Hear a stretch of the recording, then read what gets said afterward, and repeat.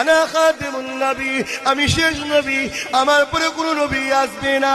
আখিরি নবী আমি, আমার পরে কোনো রাসূল আসবে না। সাহাবা হযরত এই কথা শুনে আল্লাহ নবী সাহাবারা বলেছিলেন, ইয়া রাসূলুল্লাহ হাবিবাল্লাহ, তাহলে দিনের দাওয়াত কারা দেবে? আল্লাহ নবী আবু দাউদ শরীফে জানিয়ে দিলে, ইন্নাল্লাযীনা রাসূলি আদিল উম্মতি আলা রাসি কুল্লি মিয়াতি সানাতি মাইজাদিদুল আদিনাহা। 100 साल आगे या बाद में मुजाद्दिद आएंगे, वो दिन की दावत देंगे। नबी नहीं आएंगे, आप दिन का दावत जो देंगे वो मुजाद्दिद होंगे।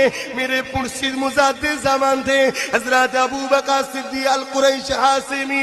ए যুবকেরা, আপনারা তরুণেরা, ওই বিদায় হজ আল্লাহ নবী বলেছিলেন আমার উম্মত দাবিদারদের মধ্যে 73টি দলে বিভক্ত হবে, 72 জাহান্নামী হবে, একটি জান্নাতি হবে। সাহাবারা জিজ্ঞাসা করলে, ইয়া রাসূলুল্লাহ হাবিবাল্লাহ, কোন সা দল জান্নাত মে যাएंगे? নবী বলেছিলেন, যে দলে আমি আছি, আমার সাহাবারা রয়েছে, ওই দলটা হলো জান্নাতি দল। যে দলটা কোরআনের ভাষায় হিজবুল্লাহ, হাদিসের ভাষাতে আহলে সুন্নাহ।